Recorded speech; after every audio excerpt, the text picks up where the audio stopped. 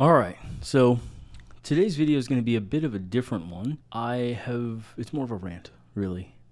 I have come across a number of articles repeatedly that really demonize or villainize a particular phrase. And that phrase is, "I'm sorry that you're upset." And the advice given, supposedly, in this article and this article, and in fact, if you run a Google search, basically every article, if you Google this phrase, says that it's awful and it's gaslighting and it's really just the worst possible thing, right? And I take exception to that for a number of reasons. It goes deeper than you might think. The phrase, "I'm sorry you're upset," these articles say, is terrible because it does not acknowledge accountability.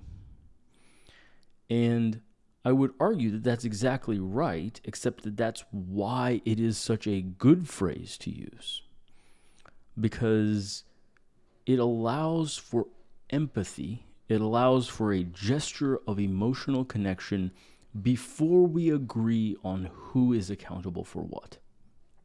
So, if my best friend loans me his car and I drop it back off and he comes in and he's very angry with me and he's like, "You wrecked my car. How dare you? How could you do this?" So on and so forth. And I'm like, "Dude, your car is not wrecked.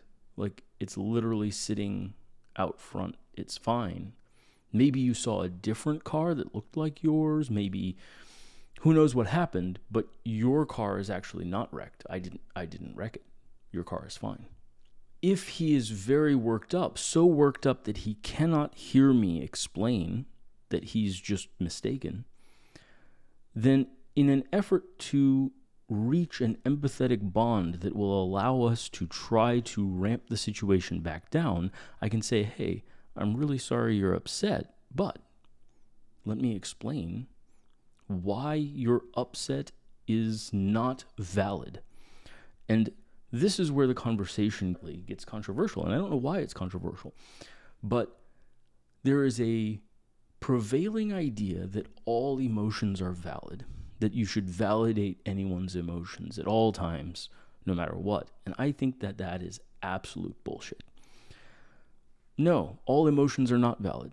Some emotions, as in the case of the example I just gave you, some emotions are based on falsehoods.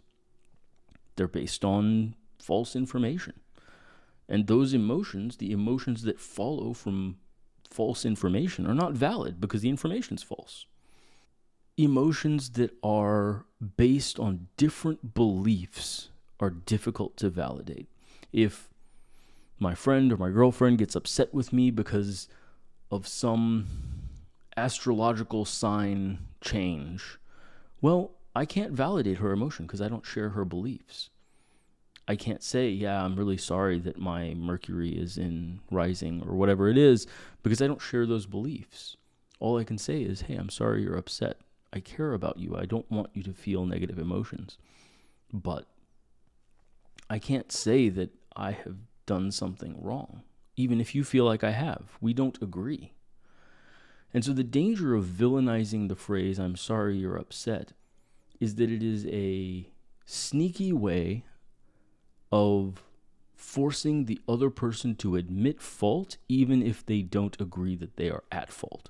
It's also a sneaky way of bypassing the idea that we need to have a rational, calm conversation about who has done what and what the truth is, what the facts are, before we can address emotions. Facts come before emotions. That is not a popular idea. There's a very funny video called "It's Not About the Nail." You can see an excerpt here. Feel it in my head, and it's relentless. Yeah. Well, you do have a nail in your head. It is not about the nail. Are you sure? Because, I mean, I'll bet if we got that out of there... Stop trying to fix it. What I really need is for you to just listen. See, I don't think that is what you need. I think what you need is to get the nail See, you're out. not even listening now. The video is poking fun at this idea of having a conversation with someone who insists on having her emotions validated rather than addressing the root cause or the facts of the situation, insists on ignoring the facts in favor of emotions. Some people actually say, yeah, I totally agree with this. And I think that that is hugely problematic, because if you insist on having your emotions validated in lieu of the facts, I think that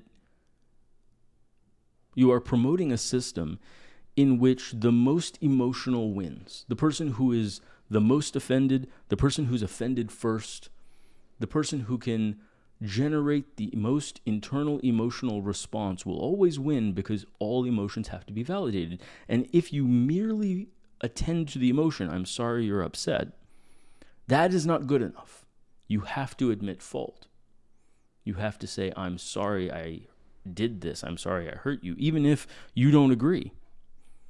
Because if you disagree and you say, but I don't think you're right, I don't think that's fair, I think you're mistaken, then you are forcing the conversation away from emotion and onto the facts.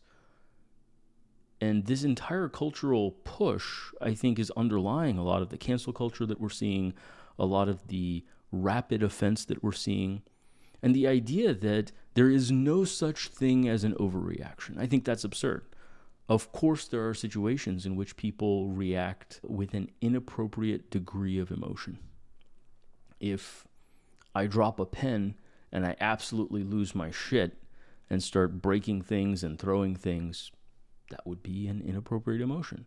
And similarly, if, you have to go visit a friend or visit a family member who's a bit of a pain and you start having an anxiety attack about it, that's an inappropriate response. And learning to retrain your emotional responses so that you can control your anger, so that you can control your anxiety, so that you can control your response and train it in a way that's more useful to you, first of all, but in a way that is more socially acceptable to others, second of all, is absolutely necessary. And our unwillingness to acknowledge the idea that there is such a thing as an emotional overreaction, and that we have to have careful discussions about whether an emotion is warranted or the degree of emotion is warranted before we can validate emotions, is an attempt to avoid the natural trickiness of dealing with each other politely and kindly. If a patient is very upset with me because I won't give them more addictive narcotics because I don't think that that's in their best interest, well, I'm sorry they're upset, but that's all I can say. I think I'm doing the right thing. I think that many patients have been harmed by doctors who were emotionally manipulated into soothing their patients' addictions by overprescribing narcotics. And we are socially bearing the cost with an opiate epidemic. And people who are on chronic opiates argue very strongly that the measures we are taking to mitigate the opiate epidemic are cruel and unkind and do not validate their pain, when that's ideally not the intention at all. The ideal is to find a solution that addresses their pain, that does not also have tremendous negative benefits for them as individuals and for society as a whole. But that starts with the idea that, hey, we have to have difficult conversations about where your pain may be coming from. We need to do thorough diagnostics. We need to consider the idea that there may be a psychological component to pain. It is no accident that the most effective chronic pain intervention found yet to date is pain reprocessing therapy or cognitive behavioral therapy. Those are the main things that have actually shown long-term pain reduction. Opiates don't. In fact, opiates can cause your body to have a response where it upregulates your pain sensitivity. It's called opiate-induced hyperalgesia. But all of that requires careful conversation that is not validating of emotion. It is not validating of the pain, but that may be our best shot at fixing it. And I think that that's one of those challenging situations where a patient may be having terrible pain, and somehow the idea that there's even a psychological contributor, even if it's not primarily psychological. Anxiety makes surgical pain worse. Obviously, if you have surgery, you have a genuine physical cause of pain, but the degree of pain experienced escalates rapidly with anxiety. And so plenty of time postoperatively, we will see patients that get very anxious and complain of pain, but when we are able to manage their anxiety, their pain goes down without any further need for pain medication. I think that only if we're able to have careful conversations about these ideas can we actually get to the root cause and actually help people feel better. And the issue here is, do you want to solve the problem, or do you want to have your emotions in the moment soothed and validated? And I think that we've become very short-term in our thinking in a variety of these ways. And the villainization of the phrase, "I'm sorry you're upset," is just one symptom of this deeper underlying current that immediate, strong emotion is the most important thing to pay attention to.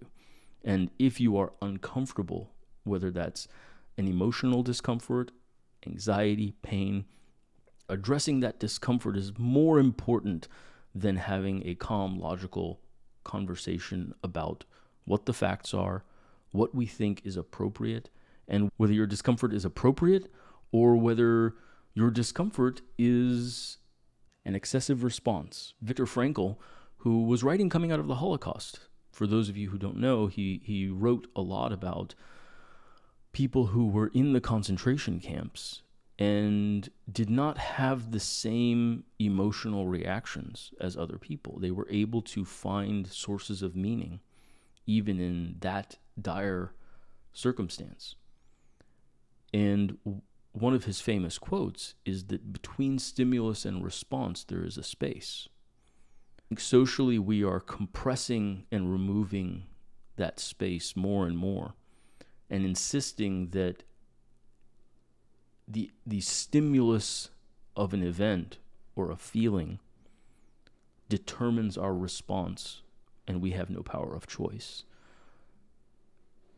In that abandonment of our own responsibility to choose, our own responsibility to mitigate our responses to be appropriate, we are abandoning the opportunity to help ourselves experience less pain, our opportunity to have better relationships, our opportunity to feel less wounded, and we end up in a race to the bottom of whoever can be the most offended, whoever can be the most upset, sad. We have a progressive escalation of emotion because we've set the rules that if I'm having a negative emotion and I blame you, then you need to apologize. You need to admit fault. And merely the fact that I am having a negative emotion is proof enough that you have done something wrong. So the challenge here is to undo that, to recreate that space between stimulus and response. And when an event occurs, when we perceive certain information, we have an emotional response, to create space from that emotional response and ask ourselves, is this an appropriate response? Do I have all the facts? And to do some investigation to say, do I know that this is true? If I know that these things are true, what should my response be? What is the correct optimal response? What is the right response? But in processing those things, the emotions have to be paused. The emotions have to be put on hold and can then only be addressed after the facts and the values have been ascertained. And we seem culturally less and less willing to put our emotions on pause. So out of these articles that are villainizing this particular phrase, I actually see a very deep theme that to me accounts for the progressive rise in anxiety, depression, the rise of cancel culture, the rise of online flame wars, and these absurd debates and the progressive polarization that we see in society, because we are not able to have the same calm conversations. And in fact, in these types of articles, we are subtly undercutting the importance and the primacy of those calm conversations. So that's my rant for today. We'll return to more technical medical topics on the next one. All right, thanks.